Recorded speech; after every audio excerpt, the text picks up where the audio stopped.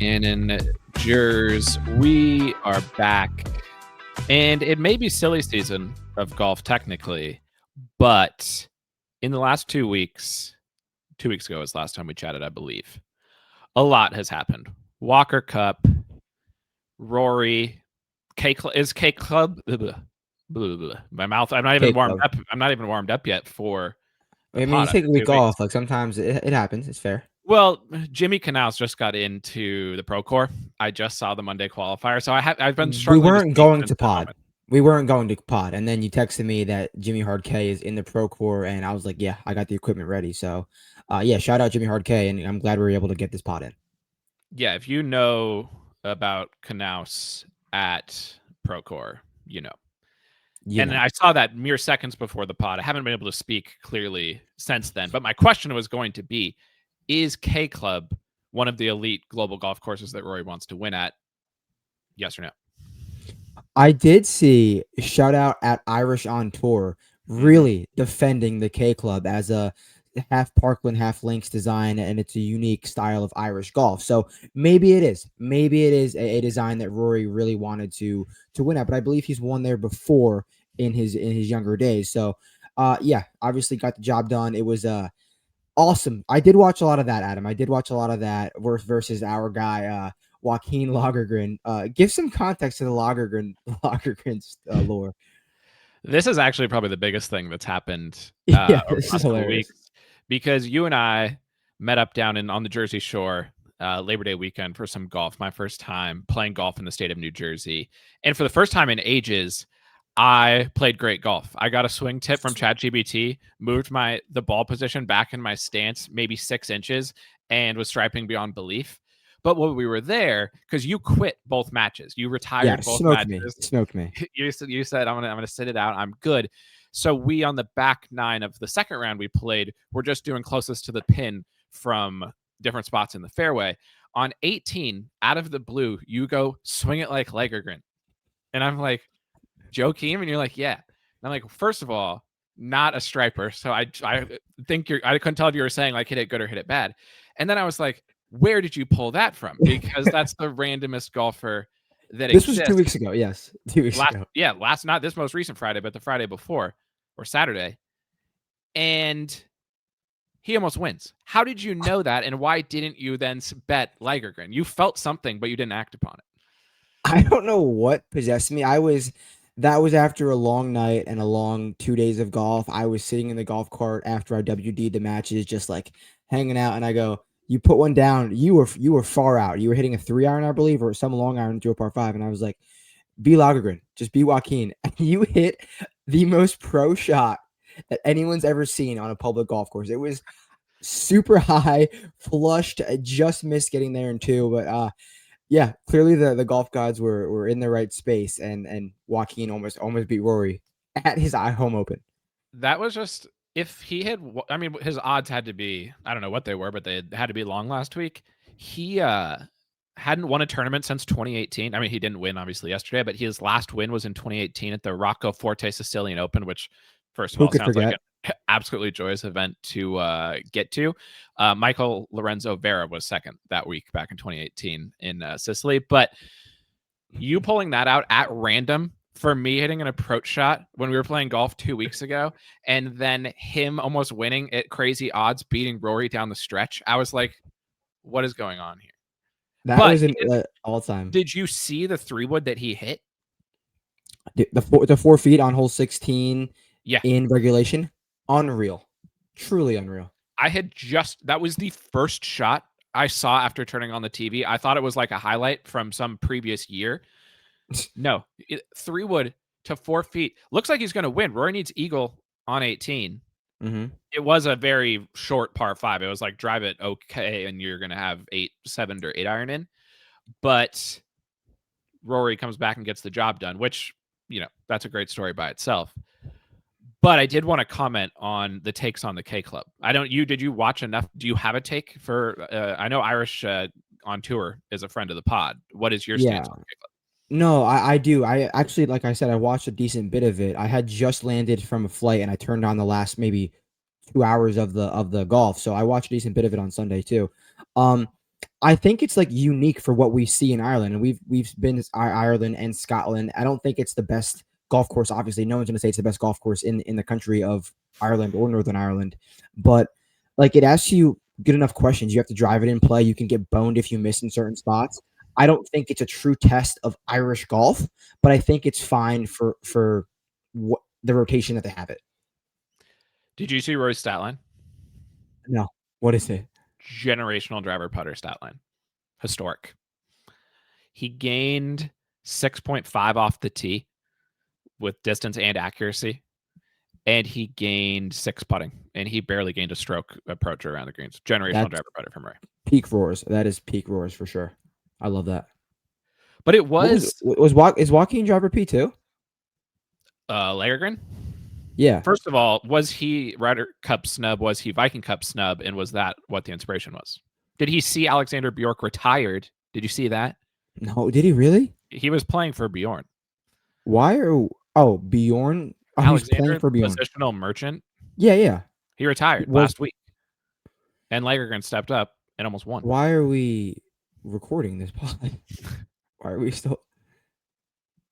Bjork retired. Wow, tough day. Yeah, the driver finally caught up to him, but the approach, it was a different stat line for Joaquin. Back-to-back massive putting efforts because he was T8 at the Omega. He gained 8 putting, then he gained 8.4 putting at the Amgen, but he gained 8.4 on approach and lost off the tee. So the K Club did provide different paths to the top, which I can always appreciate. But I'm not going to say that I'm on the K Club as the host of the Irish Open. I would say it's actually unacceptable, would be my take on the situation. Like, let's play the links courses. We only get so few opportunities to play the links. And I know there's Parkland Irish golf. I get that that is also a thing, but so few chances for links. Why isn't the Irish, I get after the tour season, but they could have played the Irish around when the Scottish is. We could have had link season. So I would say in general, I'm out on the K Club, but I was in on the finish because there, at the end of the day, throughout a year of golf, there aren't that many true, like, unique moments that happen. And Rory winning the Irish Open after we were there at Ports, and we got to feel. We obviously we also were at Hollywood. We got to feel. We drove right past K Club too. We got to feel the Rory energy in Ireland, in Northern Ireland, just months ago. I felt myself rooting more for Rory down the stretch and wanting to see it happen. Because I'll be honest, there's been times where Rory's mixing and I'm rooting against him. I'm rooting for him not to win. But I've come around on Rory, and it was extra special having got the vibes of Ireland earlier this year and seeing the whole crowd behind him. And he said himself, he thinks it'll be like one of his greatest memories in the game. Yeah, what a year for him. And did you know that, I mean, we probably should have known this, that Lagergren actually won at the K Club last year on the Hotel Planner Tour. So K Club merchant, you play him at the K Club, and now everyone knows that. I didn't. I saw that, like, when the playoffs started, they popped up on the screen like winner at the 2024 Hotel Planet. And I was then disappointed that I didn't know that, because I've bet Lagergren a couple of times before. Really? When some random DP guy actually wins, that you've a Dale Whitnall situation, and it's successful. That worked out well for you. But imagine Dale winning after all the times you rode with him and he didn't win. I was worried about Lagergren winning because of that. And then when I saw that, I was like, I didn't do good enough DP research last week because I didn't know that, and I was disappointed in myself. We should have. We have to look at those because they definitely play some really cool courses on that tour, like the DP Corn Ferry Tour Hotel Planner. So they probably play some sweet tracks. Well, that's where Brooks learned the game. So, and Kurt K. Brooks, the problems continue for Brooks. He's playing this week. He's playing a lot of DP. He knows he's got to get his game dialed. Trouble. Yeah. Roots. But it overall was an amazing golf weekend, because I didn't even plan on starting the pod talking about Rory. I planned on starting with 45 minutes on Ethan Fang's short game after the Walker Cup, because we got two truly we use generational a lot, truly generational moments of Rory winning the Irish Open with an eagle on 18 to beat Joaquin Lagergren in a Viking Cup preview. And then simultaneously, the Walker Cup was going on. And the Walker Cup, I know you didn't see much of it. Honestly, I should have made you go back and watch all the highlights before the pod because it really was the best golf I've watched on TV since Liv Merido at a minimum, At a and minimum. I saw your and tweet. probably years before. Yeah, I mean, I saw your tweet. I saw the clips that you sent me and some other ones on Twitter.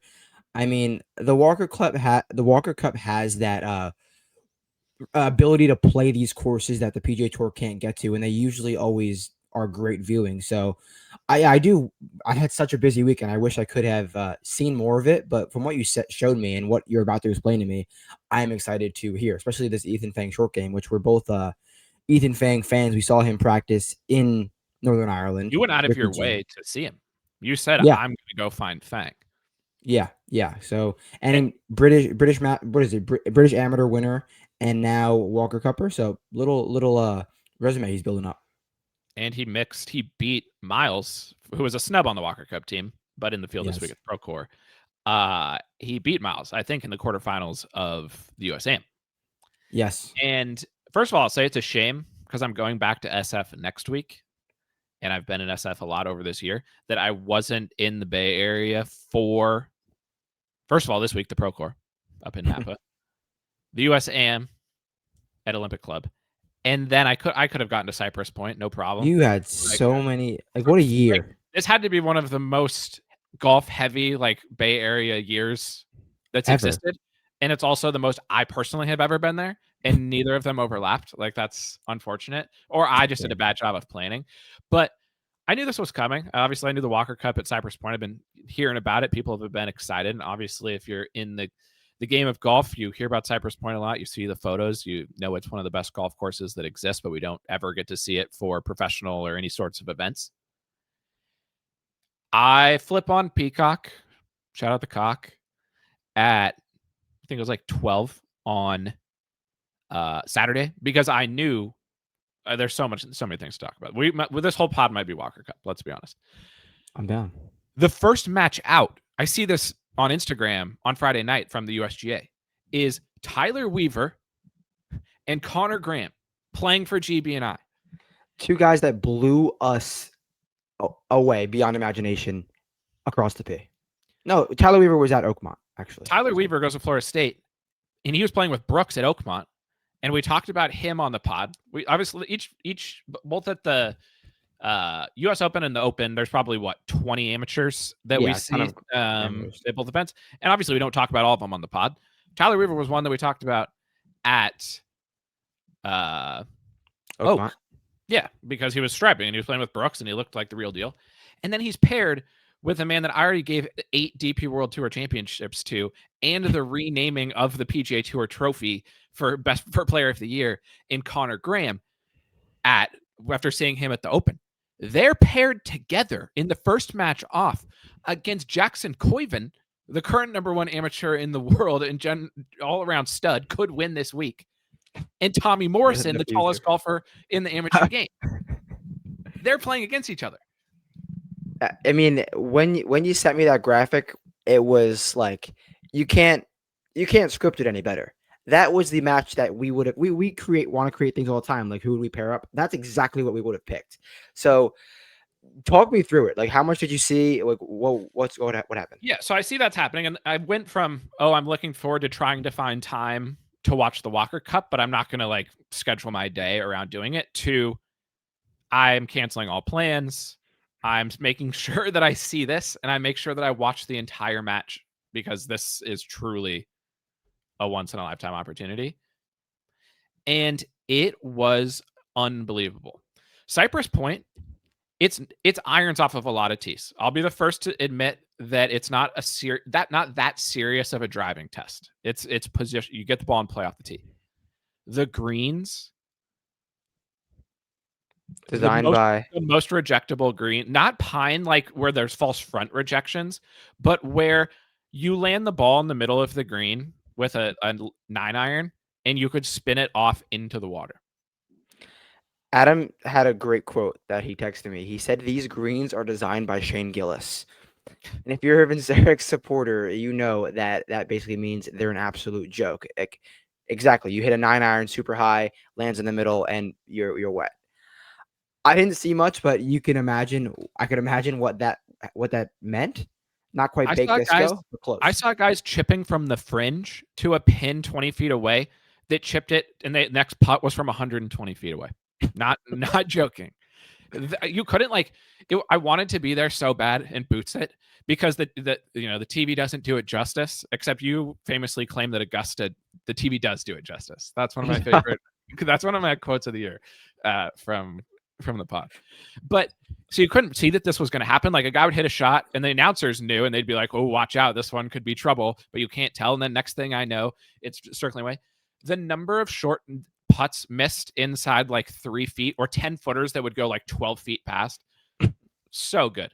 So good. Like the holes around the water, the par 3, 15, and 16. I mind blown. I literally like I'm the first one who, if something's overhyped, to be upset about the situation. Right. Everything that I've ever heard about Cypress Point and how sick it is, 10x more than that. And that's the canvas on which I'm watching Connor Graham and Tyler Weaver go head to head with Jackson Koiven and Tommy Morrison. What more could I have really asked for? It was unreal stuff. Now, I mean, so many pros have said that if they don't say PV, they say Cypress is their favorite course in the world, which obviously makes a ton of sense with everything you're saying. So, from what I saw, it looked insane, and I'm sure it was a great watch for you Saturday And morning. then our boys, Connor and Tyler Weaver, won the match. They beat Jackson Koiven and Tommy in match play. Connor was striping beyond belief. It was unbelievable. I don't remember who was. I think it was Bones was walking with their group, and Connor hit a few shots, and he was like, "That was so flush. Like this kid stripes it." And it was great to hear Bones talking about Connor that way. And all in all, unbelievable event. It doesn't make sense that it's Great Britain and Ireland only versus the US. The US now has won like 5 years in a row. Connor was trying to become the first GB&I player to ever win every match on the road, but they blew it. They played again in the foursomes the next day and blew it late against that same matchup.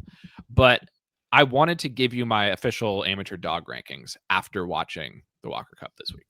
Let's hear it. This is big. This is big.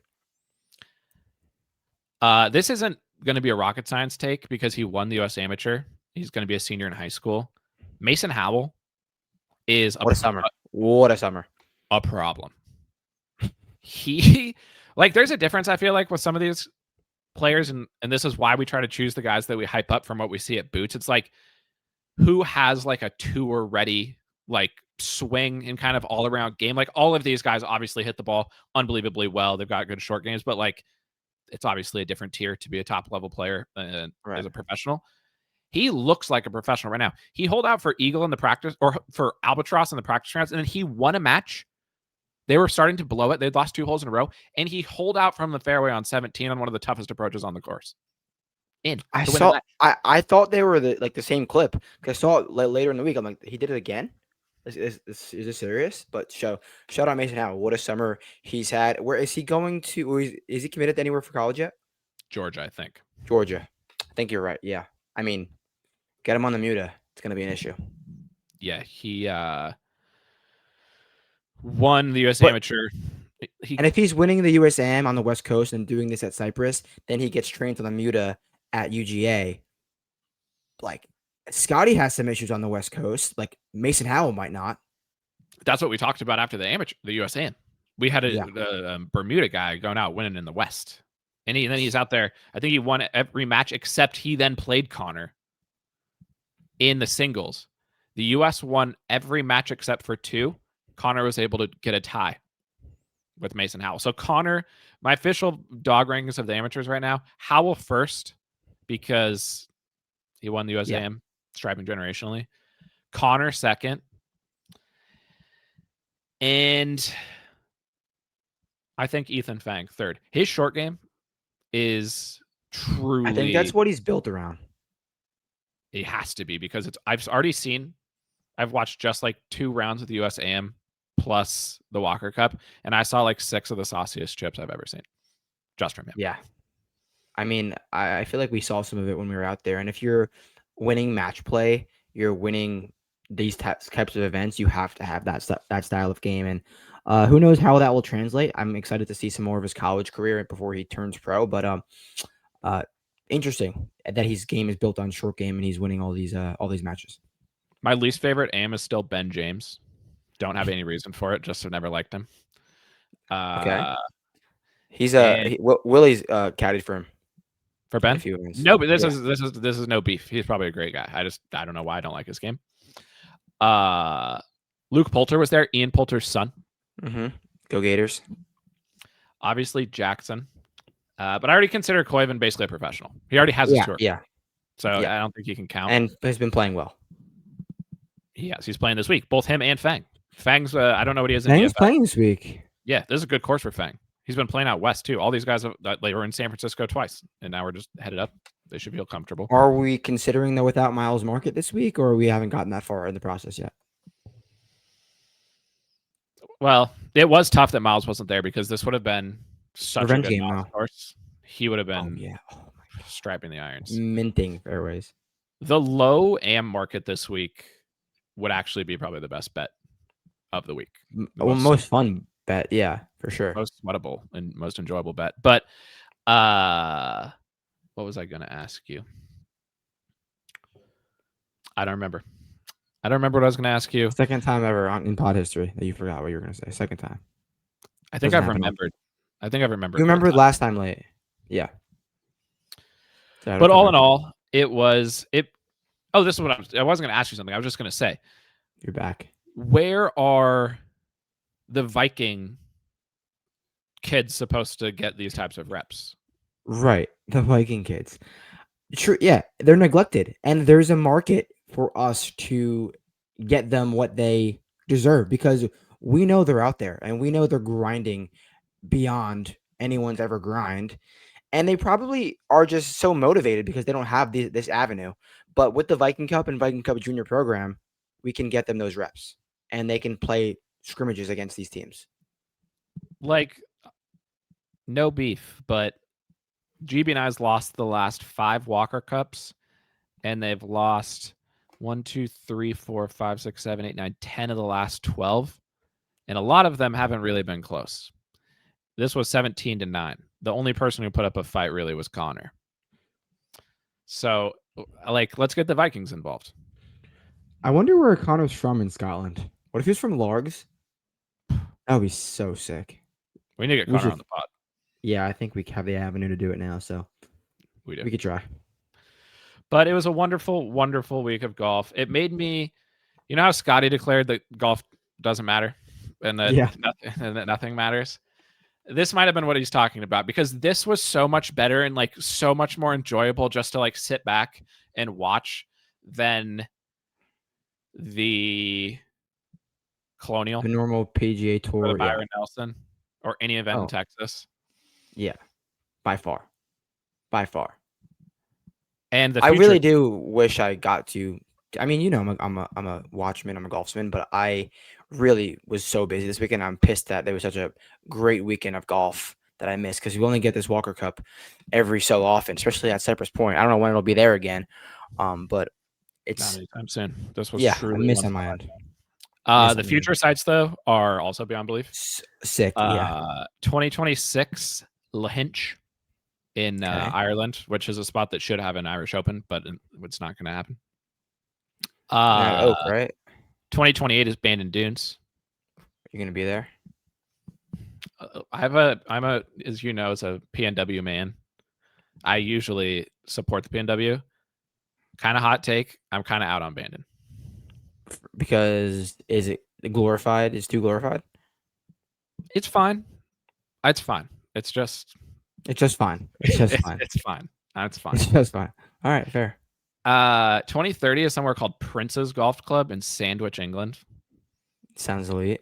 2032, they're going to Oak. And I was actually thinking about it because Cypress Point's greens are true rejection city.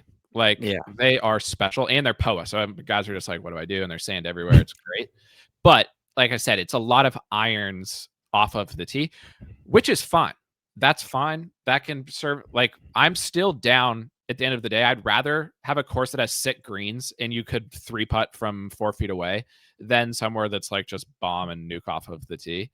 Right. But it made me think of why Oakmont was so sick, because of how rejecting the greens were and the hardest driving ever. That whatever 2032 Walker Cup, we're going to see the future with ease.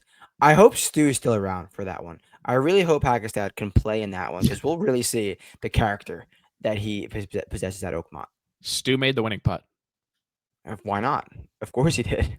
Stu wiped the floor with some guys in singles too. He won on Friday or on Saturday. 7-5 over Gavin Tiernan. If we had to do like the rank people's lives rank like in golf, Stu is easily top 3. Who has a better life, Willie or Stu? They probably make around the same. I think Stu probably makes way more money than him. It's probably Stu. And at the end of the day, like you have, if I had a lot of money, I'd probably spend it on playing nice golf courses, and Stu gets to do that for free. So it's like, yeah, he can spend it on other things. He could literally buy anything.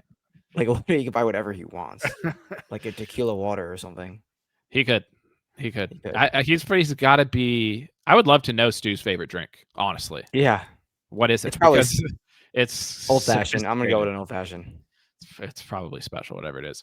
And then we don't know the 2034 GB&I location. I've got 2 ideas. One would be to invite the Vikings and play it in Sweden. Okay. My second idea would be Troon. Krans. Or Third would be Krantz. Rocket Cover Krantz would be. And then 2036 Chicago Golf Club. And then 2044 is Pine Valley. So start the countdown. Start the countdown now. I'm just envisioning Connor at Troon. He will be too old by then, but he'll get there another day. But I don't have many words for Connor at Troon, but it's gonna be something special. My open futures, the only open bets I'm actually placing ever. I'm not betting the open anymore. I've got these 2 futures, 3. I might have to cash one out. I'll tell you what my 3 would be, but I might need to cash one out. Forever it's been Minwoo, but I'm skeptical about that one. That's the one I would consider cashing out. The other 2 are Connor and Potts. And you forgot Bob Mack too. Every time. And you did say that. Obviously, so you're cashing out Minwoo, adding that one. Yeah. Because if you just bet Potts, Bob Mack, just for the St. Andrews. And you could, well, that's the thing. He's guaranteed winner at St. Andrews. So that's why like that one doesn't even Potts is guaranteed win at St. Andrews. There's never been more of a guaranteed win on any golf course in any event ever. We've talked about this before, but open a little account, whatever account you want, or just get a bucket, just put dollars in it until they play the St. Andrews Open, and just keep doing it every single year. It might not happen the first time, but they'll keep playing St. Andrews, and Aldridge will win there for sure. Yeah, he'll probably get 3 chances at it. Yeah, more than enough. And then Connor, who absolute stripesman, dictionary definition. Absolute stripesman with ease. That's the Walker Cup. It's a truly special event, but it is a shame that the rest of Europe doesn't get to partake. Let's make it more of a junior Ryder Cup, because who knows? In a few years, we could easily see a battle of Tyler Weaver and Connor Graham on the Ryder Cup team against Mason Howell and Miles Russell. Yeah. I'd say 50-50 chance that comes to fruition within the next 10 years. I think Miles will have a great week this week. I think he'll make the cut and really show some damn, I should have been on that team. Even though they got it done, still, like, he's definitely feeling it. The Ryder Cup team. Well, yeah, the Ryder Cup team. He should have been on the Ryder Cup team. Yes. First ever back-to-back winner of the junior players. They don't just give out junior players. They do not just give out junior players. Charlie made an ace that week. He did. Charlie Woods. On 3. Yeah. I love Sawgrass so much. Yeah. It's so good. It's so good. What is your current, including courses that you've seen on TV, What is your current top 5? Because mine has been adjusted after what I saw this weekend. And give me let's take a second to think. I'm just putting you on the spot. Maybe Like courses to look at. for watching golf be played on that course Okay, Royal Troon is in the top 3. That is a fact. easily. 5, because CB has a Justice, Augusta. I'll put Troon 2, Sawgrass 3. That leaves 1 and 4. Oak 1. 4 would be The way you're the way you're visually and the walk Kapalua. Visually. Kapalua. Wow. The way you put that list together was like, those Instagram reels or TikToks where they say rank this and then they give you a name and you have to put it in the list like where you want it to go. But you didn't have to. You could have listed them in any order you want. You chose to do it that way. That was sick. I got it done though. I got it done. Oh, I forgot this. One of mine is Royal Liverpool, and Oh yeah, they played a Walker Cup there a few Ooh. years ago. I saw that on the Yeah, list. you talked very very highly of that. What about Aberdeen? The one that you quit on because it took. Oh, what did I say? Did I say Royal Liverpool? I meant Royal Aberdeen. Okay, good thing I noted that. Oh, but you're talking about Trump Aberdeen, where they just played the Nexa. You didn't play that one? Or No, I played both. I played the Trump one. Okay. But Royal Aberdeen's in the top 5. Gotcha. The Gotcha. Okay. So Royal Aberdeen's there. Troon is there. Oak is there.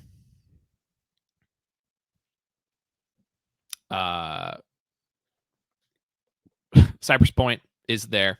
I need to. Right. The fact we missed out on this Boots opportunity, because how are we ever going to get invited? To Sea Point? Well, we probably couldn't have gotten in either.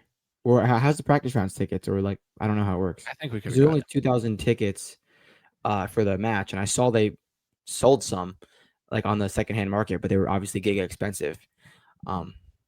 Maybe next year. Maybe next time. I think they play college tournaments there. We need an in with the college teams and get the invite. We'll get Brantley on the horn, and we'll ask him some details. Brantley did a hell of a job, as always. Always does a great job. Always does a great job. But Cypress Point has to be in there based on what I saw, so that's in there in the top 4. So then it becomes down to like Saw. You didn't put Sawgrass in there, yeah. Well, that's why it's Saw, Pine. Saw takes our breath away. It really does. Brookline might be in there. It might be Brookline. Yeah, you've spoken very highly on Brookline. You really have. Bent AF. The first ever Boots. I think I also am a little biased because it's first ever Boots. Fair. Saw is my favorite Bermuda course, though. Yeah. Okay. Fair. Okay. 2 events this week. Serious events. Yeah. One much. This is a good week. This is probably, for competitiveness, the most competitive 2 tournaments going on at the same time. Well, what was going on? What was going on Live Merida week? I was too distracted by Live Merida, but I think it was the RBC Canadian Open.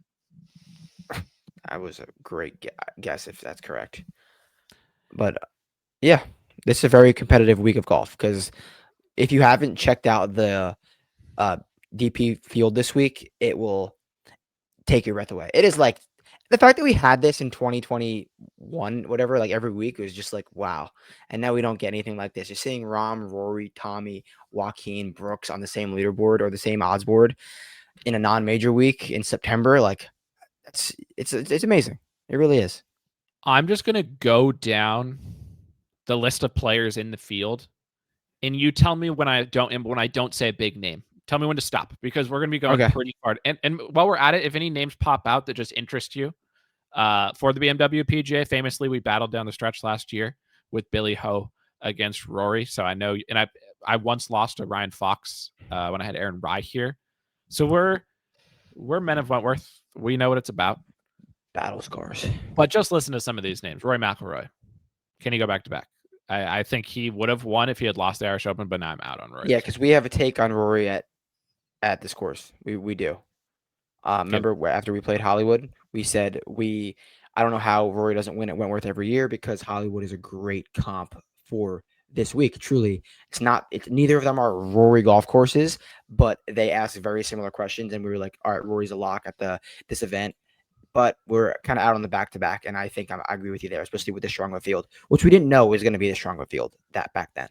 No, we didn't. We should have connected the dots. The Ryder Cup was coming, and it'd be strong, but we didn't.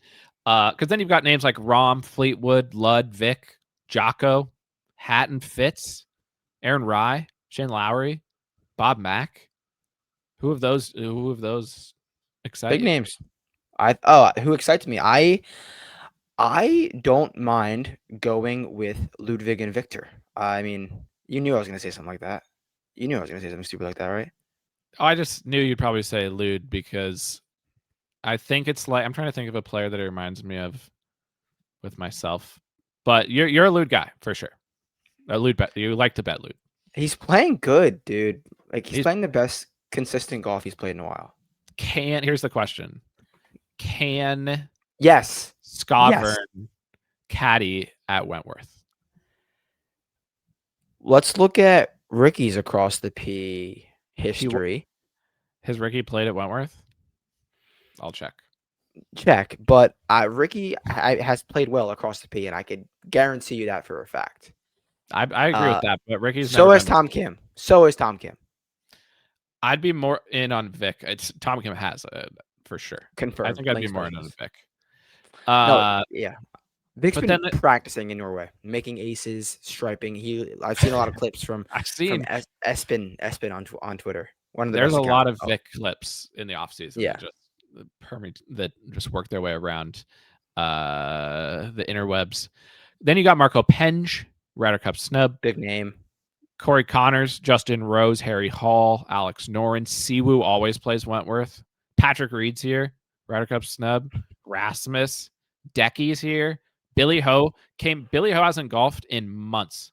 He's here. Probably can't swing a club. He probably hasn't swung in months, but he knows he loves the DP World Tour. He loves the Premier League. He loves Wentworth, and nothing will hold him back. We did not think he'd be here. We actually said when he got hurt, he's going to be so pissed. He can't defend. He can't be at Wentworth. We know how much he loves Wentworth, and Billy is back. Dog, you can't even write. You can't imagine. You can't. You can't.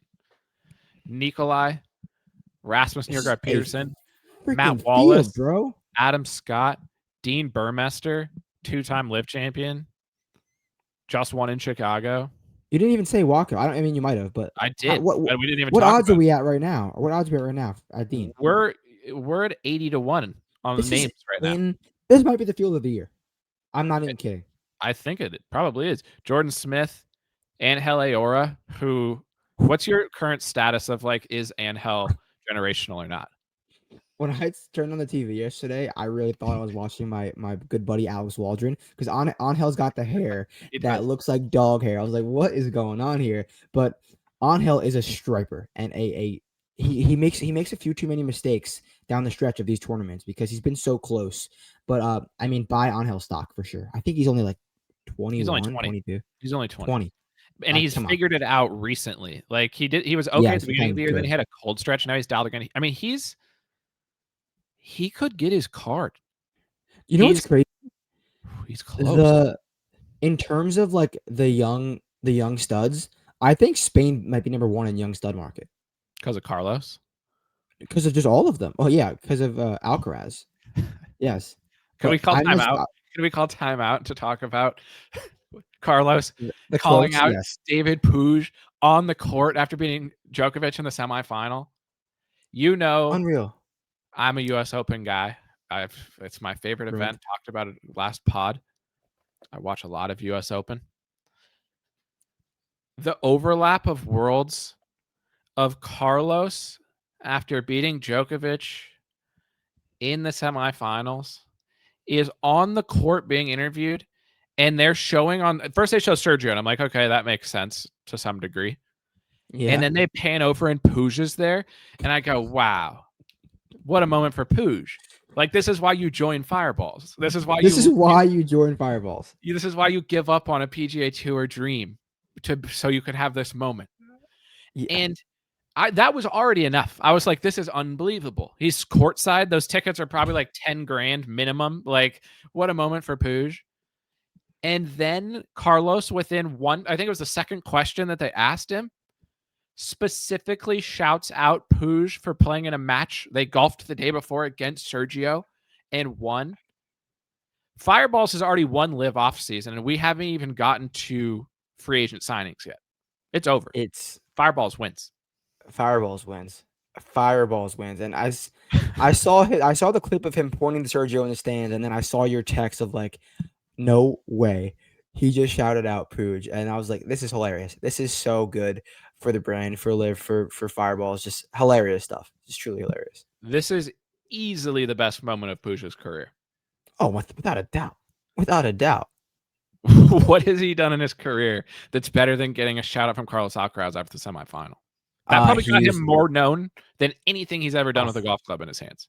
By far. I mean, aside from being 20-1 or lower for no reason, this has to be the best moment of his career. And playing really good at Ras Al Khaimah when I bet him, but finishing like T4. That's all people know. Forget. That's all people know. Yeah, that's number one actually. He did win in Malaysia on the Asian Tour. Yes, he did. Yes, he did. But what a week.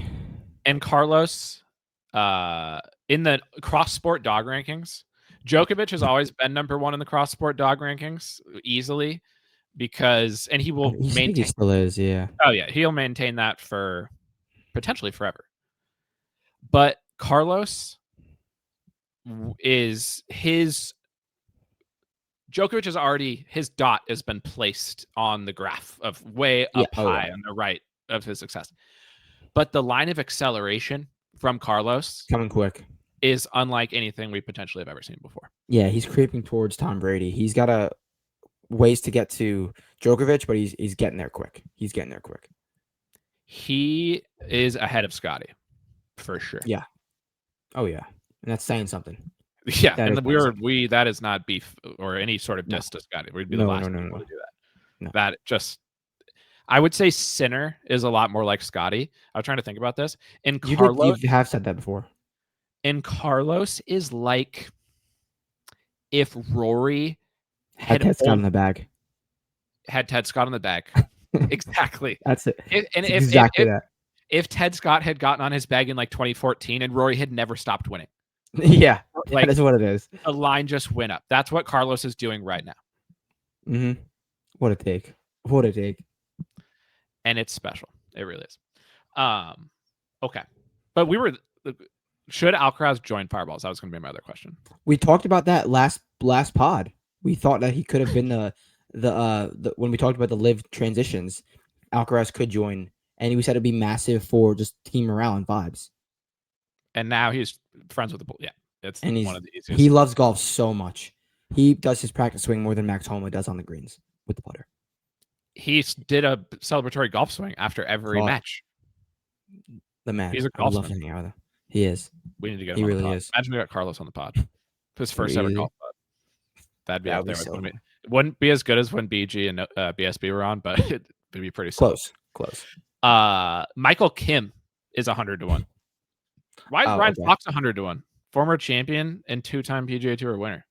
And high dog and wins before big weeks. I know he's not playing in the Ryder Cup, but he does win before big weeks. Yeah. But we're at 100-1. Thomas Dietrich, Thomas Peters, Minwoo, Hao Tong, Thirsty Law, fresh off a win. Shout out Vincent and shout out the Krantz. Wrighton's 125-1. And Wrighton's one of the best golfers in the history of the DP World Tour. Yeah. Sheesh. This is, I mean, I said it already, the field of the year. In terms of like time of the year, is here. Just keep striping. He's gonna have a problem with the greens. But but he's there though. He's there. He's 100. Johnny Vegas, PGA champion this year at Quail, is 100. John Parry is 160-1. Your Flusher's favorite. Your Flusher's favorite Flusher. Laurie Cantor, 150-1. Dan Brown had it slotted for the first round. And the final round, I had him. Shit. He's 180-1. Juiced is normally 40-1 in a field on the DP. 175 to 1. Rosner, the greatest cut maker in PGA Tour history, 250 to 1. This field is outrageous. Pavone, 250, new coach. New Adrian Meronk, coach. only golfer to win under the lights this year. How many golfers have wins under the lights? Adrian Meronk does. Adrian He's Meronk does. 800 to 1. Kazuma, This is 425 to 1. Who's your boy who bets Kazuma? That's an easy Brendan. click. Easy clip. Oh my god. Ewan Easy Ferguson, click. Sean Norris, 400 to 1. Sam Bairstow, 500. Jorge Campillo. Lost. Sam This Bairstow field- lost his game.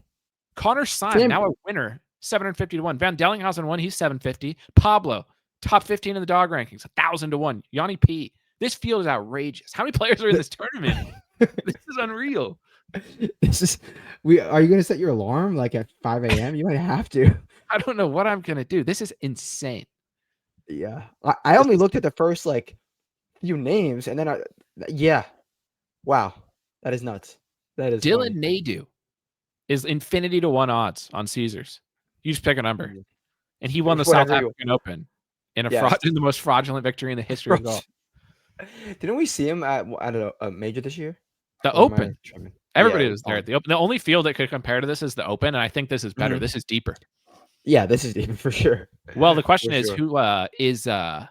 who's the international points winner? Daniel Van Tonder. Is Van Tonder in the field? He's not, so it is stronger. This is a stronger Okay. field. Yes. All right. Well, There- I'm in. But I guess I'm trying to go back to back with Billy Ho. So I need to dial in. Noren's 45. Yeah, this is a point. Hey Siri, set alarm for 4:50 a.m. Thursday morning. I can't set an alarm for more than one day ahead. I'll get on that. That's Siri can't set an alarm for more than one day ahead. That's a disgrace from Apple. Their AI. This is actually a real thing. They're like known, like they completely have dropped the ball on AI. Mhm. It's I watch Siri that in the TBHD. era of ChatGPT can't schedule an alarm for more than one day in advance. That's actually sick. I'll definitely won't forget to do that. So we'll be good. We'll be good. That's a perfect transition to Napa, Silicon Valley, Apple. Yeah. I'm sure they'll be their sponsor. Yeah. What would you think it becomes the Apple Open at one point, or is that just they don't care enough? Why wouldn't Apple host the Apple Open at Cypress Point? Make the purse like 50 million. Put it on Apple TV. Why wouldn't they do that? That would be so sick. And like there'd be 300 tickets.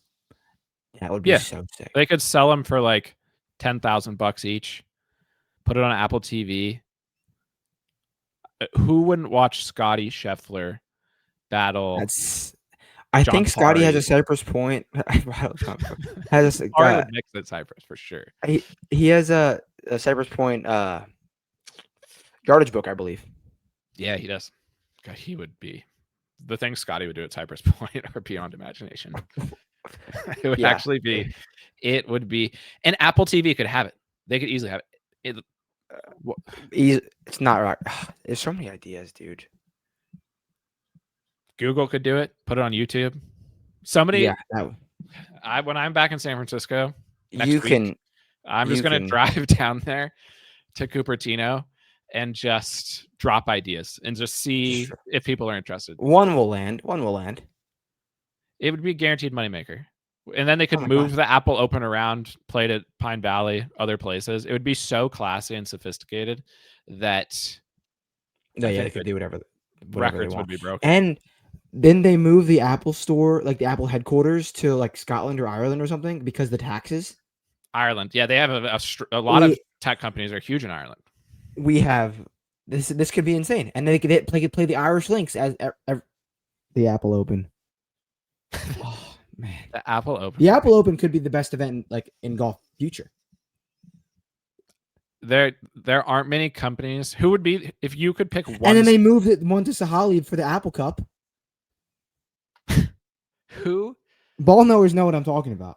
I said before this pod, because when I saw that Jimmy Knaus got into the Procore and the Ethan Fang short game was generational, that this could be an all-time pod, and it's headed that direction. If you could just Is it the Apple choose, Cup? When is the Apple Cup? Next week? yeah. And first of all, I need to say something. If This is nuts. Washington loses the Apple Cup, if Jed Fish loses the Apple Cup for the second year in a row, I will never watch another Jed Fish coach football game at Washington. Mark that down right now. Never again. But Opportunities. if you could pick one sponsor to sponsor any event, would it be Apple? Who's the best sponsor you can possibly think of? I don't know how we can just top that last 3 minutes versus the versatility, like not just one event. I truly don't think we could top the Apple Cup because it's got avenues around the world. It's got private access. It's got public access. They want to have it at Napa Valley one year, like every once in a while, just back to the roots. And then I don't know. I think Apple Cup is the Apple Open is The Apple idea. Cup could be like if there was 5 events, a little series throughout the year. The winner gets the Apple Cup. They buy the rights from Washington versus Wazoo, and it's like, all right, we're the Apple Cup now. The Apple Cup's, yeah, it's perfect. Perfect. It's absolutely perfect. I don't remember how we got there. We were transitioning into. We were transitioning, yeah, to Procore. into the Procore. Procore has got to be devastated that we just gave Apple all that free advertising the week of their event. But from here on out, for me, this is the Apple Championship, not the Championship. Yes. It used to be the Fry's Electronics Open. Shout out Griot. Yep. Stripes, man. True. Shout out Griot. Do you think this was on his list of courses he had to win on before he retired, Silverado? I don't know. That could have been one of his first starts of his career. So he might have been like, I think it actually was. I'm just gonna win. I'm just gonna win this real quick and then become a golfer.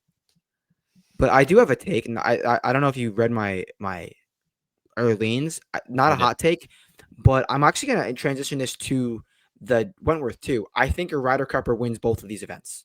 Not a hot take. They're the favorites of the events. But, I mean, volatile golf, I do think if you're making a card, keep it short, a Ryder Cupper is going to win. Thoughts on that?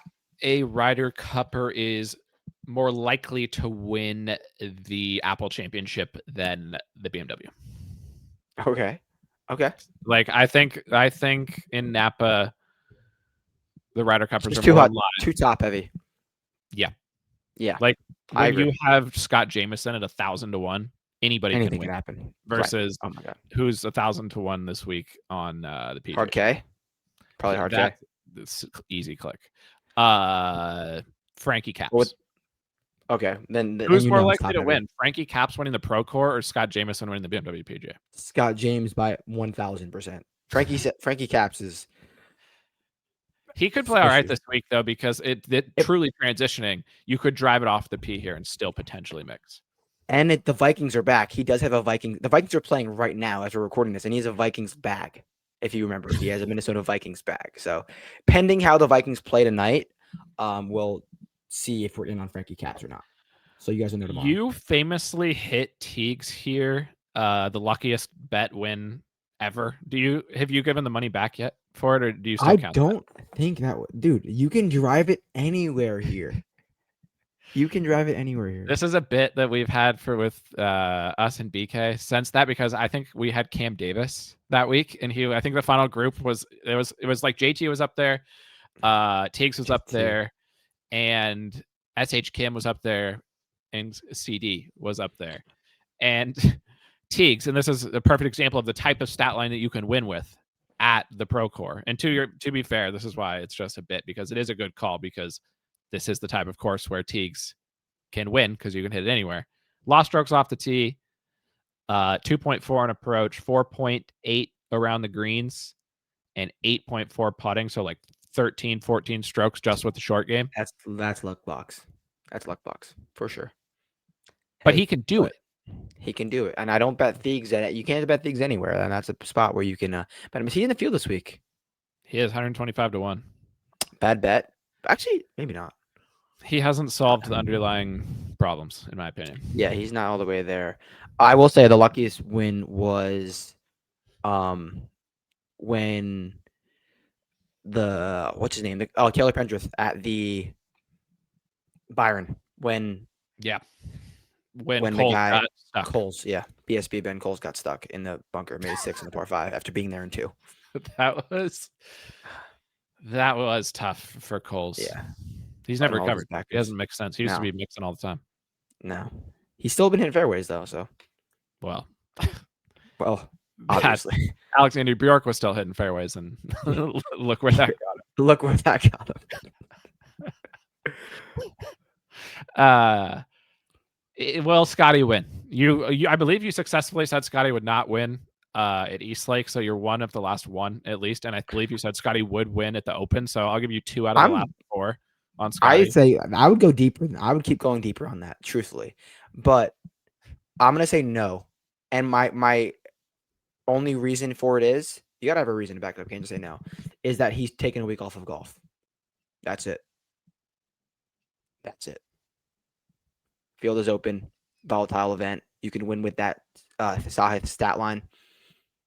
And I think these Ryder Cuppers who are spot maybe 5 to 12 have been grinding the last few weeks because they know they're not all the way there. They know what this Ryder Cup means. And I think they're rounding into form, hopefully, which is probably where my card will be at. I've got to admit, I lost track for a second of what you were saying because I was looking up why Alexander Bjork retired just to make sure that it wasn't anything like serious. And like I didn't want to be talking shit about Alex Bjork because he's a Viking Cup stalwart and somebody who we respect highly. Yeah. If you can play that long, he played 16 years on the DP, losing 10 strokes off the tee every time he teed it up. I mean, yeah. Shout out Alexander Bjork. He could get in the Golf Hall of Fame just for that. The worst driver to ever play 16 years. That's true. It's like me driving for him and him just like making cuts on DP World Tour. But it was just to spend more time with his family. So shout out Bjork. Guy. Good shout guy. out Louis East. Yeah, always. But I will say that I actually wrote this up in the course preview because when Scotty won at Harbortown, I remember before that week when he won, obviously he had just won the Masters, but Harbortown is not a place that you can gain strokes off the tee and win the tournament with your driving. And it never had been. Nobody else has ever done it. That's not JT won this year, losing strokes off the tee. And giving himself a free penalty. That's as flabbergasted as I've ever been watching golf. I truly couldn't believe my eyes. But that week he gained like 6 off the tee, and he showed that like the stats basically when and I'm saying this because the field this week at the core is much stronger than it ever has been before. So like the stats theoretically, someone could come and just play golf in a different manner, like Mason Howell at Cypress Point. No one had ever seen anyone play golf that way. So he holed out albatrosses. He holed out on 17. He introduced a new style of play that no one had ever seen at Cypress. It's possible that all the stats are wrong this week and that this isn't a place where a short game becomes the key because Scotty shows up and like changes how the course plays. But with all that being said, I don't think so. I don't think it's going to happen. And because of that, I think sure, Scotty can win every single time he tees it up, but his best advantage is slightly diminished at a course like this. I 1000% agree. I'm mainly looking for guys who are going to be giga aggressive and try to nuke off the tee and then try to make putts from there. So I don't think this is a difficult handicap. You can usually, if the field wasn't so strong, I would say spray some names. I mean, Pat and K won here at really long odds last year. But I'm going to probably keep it tighter and go with a name or two at the top. It reminds me for Scotty of Houston and Colonial, where like he's gonna be there. If Scotty finishes outside the top, Houston. What did I say? Houston and Colonial, but I think it's more Houston personally. I'm just saying, you're just saying like I'm saying from a course. I got you. Because Colonial's another one where it gets the thing about Silverado is like the fairways get so firm that it's impossible to hit the fairways. Like everybody misses the fairway. And it's kind of like that at Colonial sometimes too. And you get like driver putter guys who play good at Colonial, even though it like looks positional. Shout out BG. Shout out BG. And Scotty obviously always plays good at those events, but he's played 1, 2, 3, 4, 5, 6, 7, 8, 9, 11 events there. He's finished top 3 8 times, but he's never won them. It's just like he could easily win this week, as he always can. It's just a slight bit harder than it usually is because his biggest edge isn't quite as strong. And so Yeah, you're right. I think because of that, it does make it a little bit more of an interesting betting week. And now Scotty will probably win by like a record margin, gain 25 strokes off the tee. But if he doesn't, which of the Ryder Cup guys? Because then in the 2 guys below 20, 3 guys below 20 to 1 are Pat, JT, and Russ. 16 on JT, 18 on those other two. Are you going to be looking below 20 to 1? Or are you going to be going into the range of despair? Probably RFD. If I had to pick one of those guys, it would be Pat. I like the course comp for him. I honestly like, I like a Rocket comp is what I'm getting at. I like Rocket comp for this week, and Pat's played well at Grazerman? Rocket before.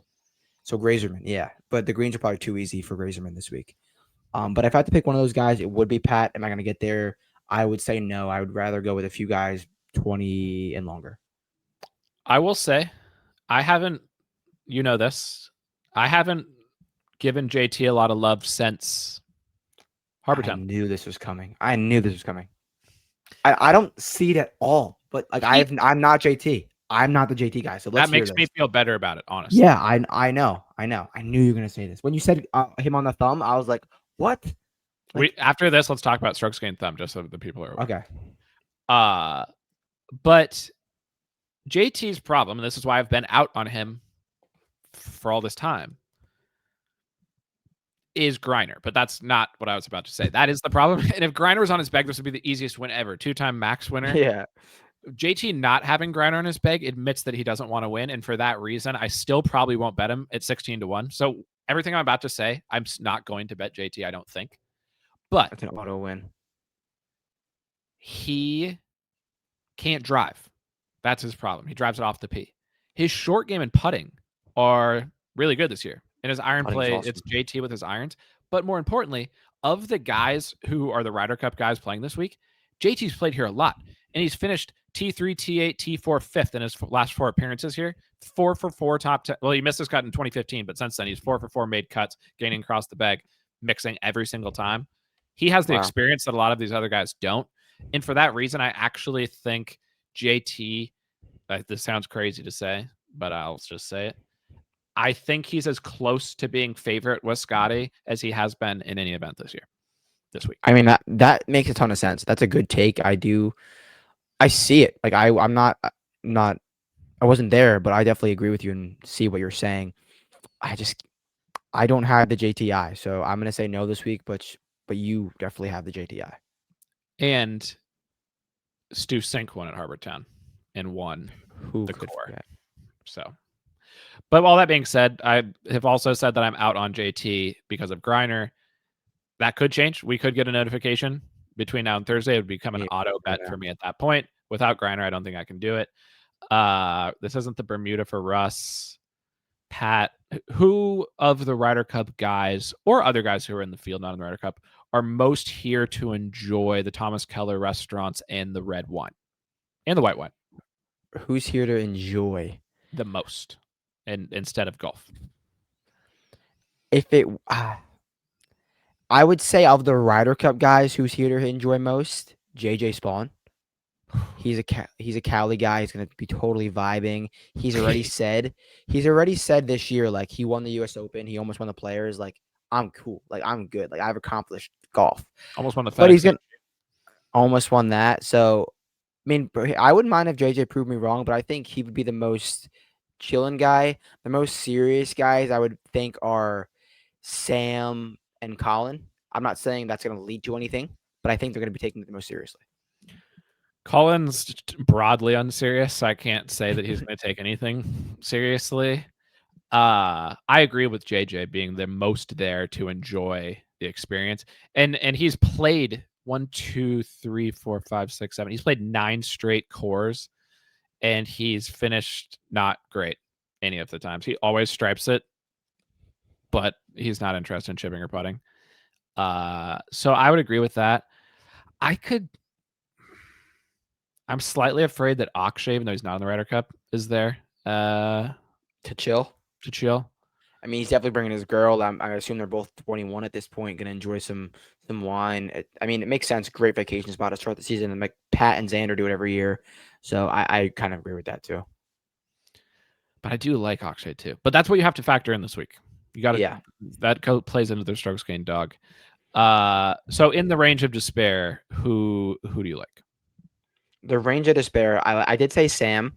I do like Sam this week. He's been playing some really good golf to finish the season. Keegan said he had a great finish to earn that Ryder Cup spot. And then CY has been playing awesome. There's a great golf course for him. Shout out Rocket Comp. And I think he's going to keep the pedal down and play well. So I'm going with the Ryder Cup card. That could include Colin too. I really could. So I do like Sam and CY, and I could dabble in Colin because I have a Colin question. that don't make sense for him, like Rocket. Like, why did he almost win that? Yeah, here I'm Well, he almost won that because Scotty wasn't in the field, and that was going to be my question: is Scotty in the field? Yes. Yeah. Never beat Scotty. He's never beaten Scotty. No.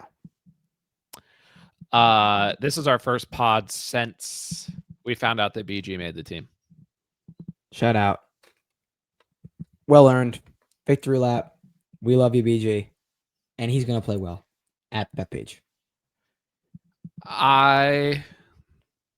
Everybody knows the pod. They listened last week or last time. Shout out everybody that supports the pod as always. Like and subscribe. Leave a 5-star review. We really appreciate it. Can't do it without you guys. But it was nerve-wracking because I had started, and this is what I was talking about on the last pod. Like, I had started to accept that potentially I was going to have to become a lifelong fan of Europe. And I think part of my brain I was past the point of denial into the point of acceptance. And I'd kind of started to imagine what it was going to be like to be a Euro fan for life. But I'm so glad that BG made the team, that I can support Team USA. But it was harrowing. And I had just gotten to the US Open tennis that day, and they were announcing the team on Twitter. And I saw that Colin made it, and I was like, well, RIP. It's over. We're cooked. But then Keegan did it. Put Colin on the team, or put BG on the team. But I will still say, and we both got the teams wrong, like hand up, because you made it. One wrong. Well, when there's only one that's kind of up for grabs. If you get one wrong, that's like, and I'm all wrong. So, like, we thought, but what I was going to say was, I'm still mad that Keegan's not playing. So dumb. No reason. He doesn't. I'm going to retweet the clip. I'm retweeting the clip tomorrow. He is good at golf. Good. Great year. We know that. We know Signature it. event. He's from, where does he play his best golf, Jers? Northeast. What do we know about his history leading teams to success in team competitions? Nothing. We don't know. We know nothing. We don't know. Nothing. So why would we force ourselves to do the I don't know path? It's been a mess for. We don't have to do this. But we did. It's frustrating. But we did. But BG's there. BG's there. So like I planted my flag in the ground on BG. So I'm now we're all in this together. Go Keegan. Great decisions. I hope Colin gains 5 points and hits hole-in-ones on every single hole. I really do. But if it doesn't work out, I just wanted on the record that we didn't have to do this. If it does, and people say Keegan not just was a great leader for the Ryder Cup team, but should be a leader of more things because he's so good at leadership, then clip this, mock me. I was wrong. But that's my concern. That's my only concern. Down the board, because it does get to the 70s, 80s, triple digits pretty quick because it is so top heavy. You said you're going all Ryder Cup guys, but are there other players who you think could play well this week? Maverick McNeely, Ryder Cup snub. Not Ryder Cup snub, but one of the first few guys off the team. Strokes gained, Stanford strokes gained, played well here before. Great golf course for him, in my opinion. I do think Maverick will play well this week. I don't think it's a bettable number in this field, but there's definitely a way to make Maverick work for you, whether that's DFS, whether that's positional or something like that. But Maverick would probably be my guy in that regard.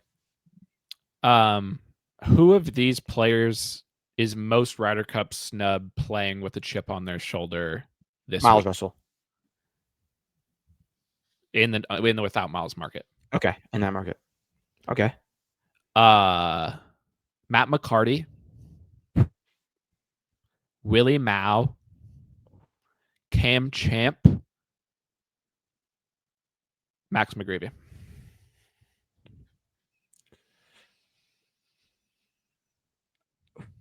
I would probably say Mao. That's I was about to say it's easy for me. Pepperdine. Willie Mao is my favorite Ryder Cup snub play of the week. I mean, round of the year. At the Bake Disco. The Bake Disco. He shot 61 in the final round to win. When the scoring average was like 79. Why don't more people talk about that? Yeah, actually, I saw someone give out like season-long awards, and one of the awards was round of the year. And it was like Sebastian Munoz 53 with a double bogey, which great round. There was some other rounds on there, but William Mao's round was not on there. And there was actually some other rounds that we could probably find deep cuts that were just like elite, like Cam Tringale, Scottish Open type rounds. But William Mao is the Cam Tringale Artist Round of the Year award winner, in my opinion. Yes, without a doubt. Well, it's not even he was T2 at the Albertson Boise Open and last year on the KFT, so he knows West Coast G. Yeah, I mean, come on, they don't just give out those runner-ups. Did you see that Joey Buckets, who's 350 to 1 in this field, was this last weekend was another generational golf event, the Sahali Players Championship, and Joey Buckets played a practice round. He's a former champion of the Sahali Players Championship with the Pepperdine team, showing him leadership. That must have been they should have had a camera on that. We have to find out who won that too. We need to find out who won that and get eyes on them in the future. Players like Sawgrass Futures, True Front Nine Futures. The winning team was Arizona State. That's what's his name? The Summer Hayes. The winner was from Pepperdine. Not a surprise because he clearly got tips from Joey Buckets. Brady Saravo shot 3 under to win. 3 under winning score. It's a major. It's a Holly. They're not going. I mean, you know how was it? 3 rounds, 4 rounds? It was 3 rounds. Dude, Philip was there. Jack Kapucic, who we saw hit the hole in one. 3 under at Sahali, 54 holes. That's 54 holes of hitting the ball so straight. You did not miss the center of the club face one time. No. You know who would probably miss the cut in the Sahali Players Championship? Well, John Rahm, Akshay. They would get smoked. Bryson could hit pitching wedge off every hole though, but John Rahm would be cooked. The Apple Cup at Sahali with all the top guys there would be truly special.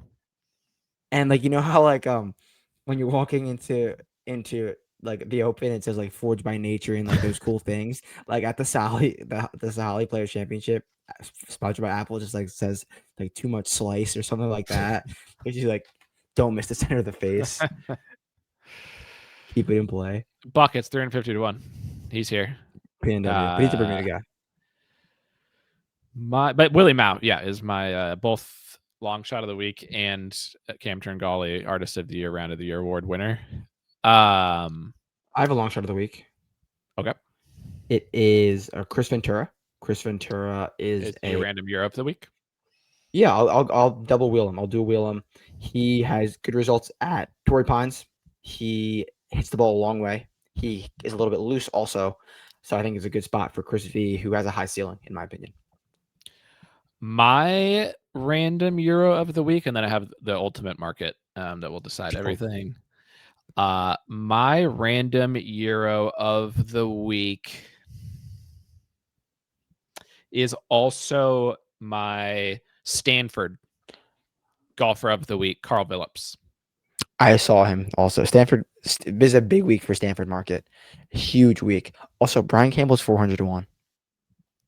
Why would we even do the podcast? Why would we just bet Brian Campbell? Single bullet. You've seen the graphics. 2 bets on Brian Campbell is up immeasurable. You own the world if you bet Brian Campbell every week this year. Why would we not do it here? He could win. He could win. He's never beat Scotty though. But Brian Campbell in the without Scotty market will probably still be like 275 to 1. He should be favorite. In the without Scotty market for sure. He's They way should more redo likely. the odds. Why are Collins' odds better than Brian Campbell? There's no. Why are Pat's I don't- odds better than Brian Campbell? What's the answer? We don't know. That We don't doesn't know. make sense. We need to get the DraftKings ad back on the pod. Maybe he'll tell us. This is a good field too, though. Malnati's here. Fuck. We gotta hope he doesn't sniff the top of the leaderboard because the flow chart will come out. You're a big Justin Hastings guy. You like No, Hastings. not Justin Hastings. Oh, the San Diego State kid. Yeah. I do like Yeah. Hastings. He's good. What's his odds? Long 500. Top 20 him. He can do it. Who do you think finishes higher, Hastings or Miles? Miles. I agree. But Hastings hits it further. I had a guy I wanted to talk about. Oh, I got him. Is Brandon Wood? He's got to be in one of the fields. If he's not in the because he's been playing DP all year. He's tough scenes for him. That's for Biwu. My Patton Kazire has played here well once before and finished second way back in the day, and then wins at 200 to 1. Player of the week is Harry Higgs. Harry Higgs, has he played well here before? He's been second for like 4 years ago. All right. Was that the year Cam Champ won? 2021. No, Stuart Sink. This leaderboard. Okay. Sink, Higgs, Ches, Kevin Streelman, Brian Stewart, and Doc Redmond. And there was Chris V tied for 7th and Sam Burns T7. Sam's played it before? Sam Burns is going to win this week. That's the play that hits leaderboard of the week.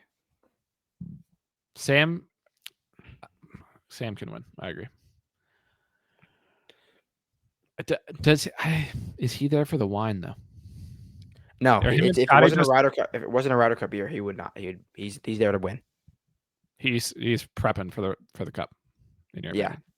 Yes, he is. Okay. Well, that's the core. The BMW PGA.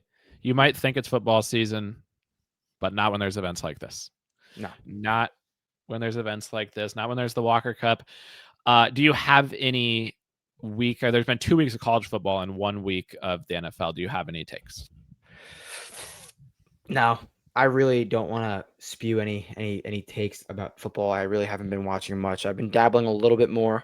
I watched the Rutgers game last week, but no, nothing really to say about the football. What about you? I'm not optimistic about Washington this year, but we'll see. We'll see. Step 1 is winning the Apple Cup next week. Yeah, that is next week, not this week. We have a bye week somehow. Okay. We've played Colorado State and UC Davis, but we need a rest. We need rest. Everyone knows. But that Colorado State game was a bit too close. I'll say that. Yeah, that's like I said.